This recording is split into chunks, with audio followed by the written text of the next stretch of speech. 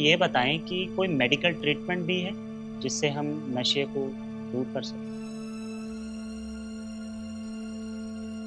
जो कोकेन है that blocks the reuptake of serotonin causing the feeling of euphoria.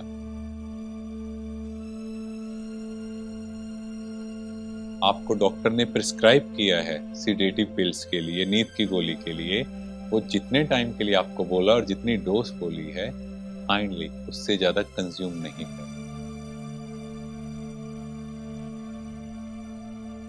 तो यहाँ अल्कोहल के केस में इमीडिएटली स्टॉप कर सकते हैं until unless there is risk of acute intoxication.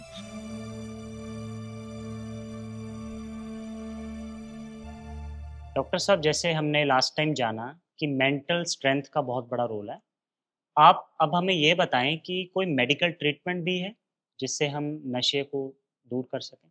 Yes, देखो मेडिकल ट्रीटमेंट ऑलवेज अवेलेबल है, बट उसके साथ साथ जो सबसे बड़ा रोल है वो है आपकी मेंटल स्ट्रेंथ का।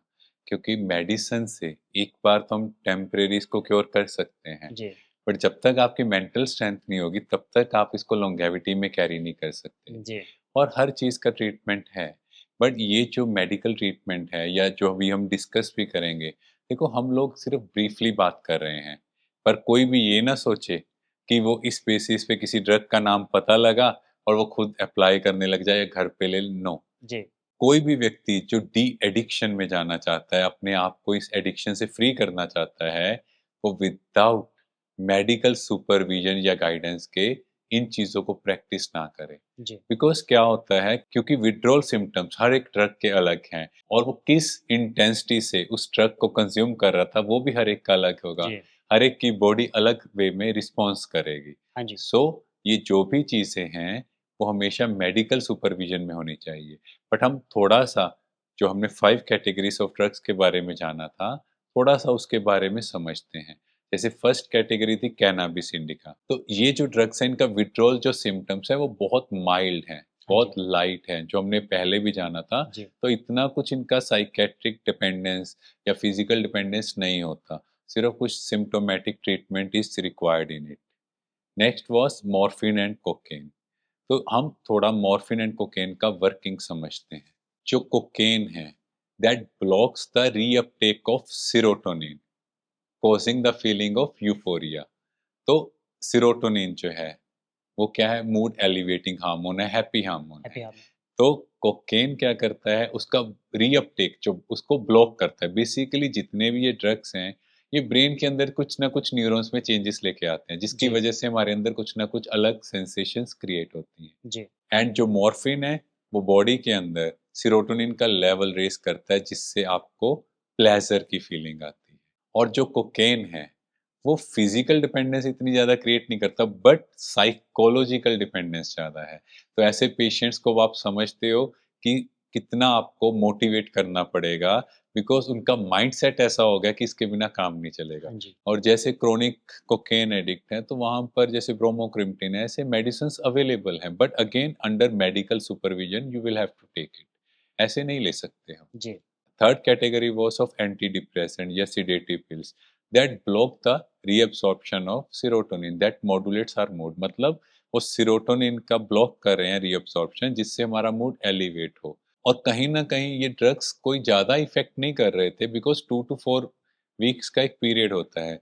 बट क्योंकि इनको प्रोलॉन्ग यूज़ किया जाए और इनका एक्सेसिव कंज़प्शन किया जाए, तो ये डेंजरस हैं। जी, और इसमें अगर एक्सेसिव यूज़ हो गया, सो आपको इमीडिएटली हॉस्पिटल में एडमिट करके ही ट्रीटमेंट किया जा सकता है। और हम अपनी ऑडियंस को भी ये सजेस्ट करेंगे कि जो भी आपको डॉक्टर ने प्रिस्क्राइब किया है सेडेटिव पिल्स के लिए, नींद की गोली के लिए, वो जितने टाइम के लिए आपको बोला और जितनी डोज़ बोली है, काइंडली उससे ज़्यादा कंज़्यूम नहीं करें।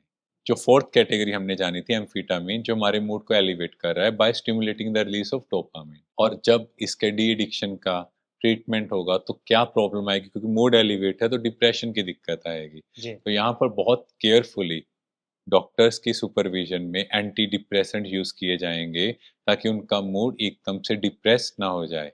एंड द लास्ट वन जो मोस्ट कॉमनली यूज्ड हो रहे हैं वो है अल्कोहल एंड सिगरेट स्मोकिंग। तो यहाँ अल्कोहल के केस में इमीडिएटली स्टॉप कर सकते हैं until unless there is risk of acute intoxication. मतलब किसी ने बहुत ज़्यादा पीने की हैबिट है, पता है कि विथड्रॉल सिम्पटम्स आएँगे, तो डॉक्टर की सुपरविज़न में। अदरवाइज़ जो लोग थोड़ा बहुत ले रहे हैं, they can immediately stop. So they can immediately stop because कुछ ज़्यादा सिम्पटम्स नहीं आने जी। वाले। तो यहाँ पर डिटॉक्सिफिकेशन एक बहुत इम्पोर्टेंट प्रोसेस है। तो उसके साथ-साथ जो ड्रग्स ऑफ चॉइस हैं, दैट इज़ बीज़ेडपी, बेंजोडाइज़ेपिन्स। तो उनको यूज़ किया जाता है। उसके साथ-साथ विटामिन्स को भी एडमिनिस्ट्रेट किया जाता है बिकॉज़ कहीं न कहीं जो अल्कोहलिक्स हैं, उनके अंदर विटामिन्स की कमी होती है। इसके अलावा उनको बार-बार अवेयर किया जाए कि इसके ये साइड इफ़ेक्ट्स हैं ताकि उनका मोटिवेशन लेवल ड्रॉप ना हो। उसके अलावा ग्रुप थेरेपी भी है कि एक ग्रुप लिया जाए, उन सबको मोटिवेट किया जाए क्योंकि अगर हम कोई भी काम ग्रुप में करते हैं, तो एक कर रहा है थोड़ा आज मेरा एंथुसियाज़्म डाउन हुआ तो दूसरा कहेगा नहीं, तुम्हें करना है। तो इस तरह के काफ़ी वॉलंटियर ग्रुप्स भी चल रहे हैं, जो लोगों को अवेयर कर रहे हैं, लोगों को राइट डायरेक्शन में लेके जा रहे हैं। And in case of caffeine and nicotine हम सबको पता है चाय, कॉफ़ी सब ले रहे हैं। एक लिमिटेड डोज़ तक कोई दिक्कत नहीं है, बट जो टू मच अंदर क्रेविंग हो रही है, बार-बार ले रहे हैं तभी काम होगा। कई लोग कहते हैं चाय पीते हैं तभी काम कर पाते हैं, नहीं तो काम ही नहीं कर पाते। ये भी कहीं न कहीं एडिक्शन है। तो यहाँ हम सबको ध्यान देना है कि चाय या कॉफ़ी जो भी आप ले रहे हो लिमिट में लेना है। और जो निकोटीन है, उसके लिए भी हमें पता है कि काफ़ी मेडिसिन्स आज के टाइम अवेलेबल हैं, जिससे कि आप बहुत ईज़िली इस नशे को छोड़ सकते हो। बिकॉज़ कैफ़ीन तो कहीं न कहीं टी या कॉफ़ी में अवेलेबल है, पर निकोटीन का आपको सोर्स पता है कि जो हमने सेशंस में पहले भी जाना, जो स्मोकिंग है वो हमारी हेल्थ के लिए कितनी डेंजरस है, एट लीस्ट इन चीज़ों को हम अवॉइड करें।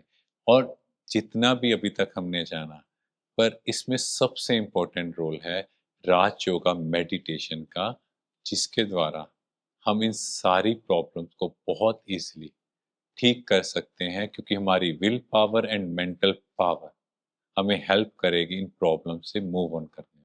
शुक्रिया डॉक्टर हिमांशु। Thank you.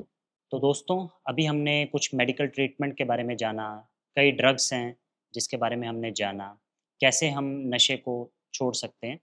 मगर अंडर मेडिकल सुपरविज़न ही हमें ये सब करना है। हमें खुद एक्सपेरिमेंट नहीं करना और साथ ही साथ राजयोग का मेडिटेशन और खुद की विल पावर, अगर वो हम करेंगे, तो हम इन चीज़ों से जल्दी मुक्ति पा सकते हैं। तो मिलते हैं नेक्स्ट एपिसोड।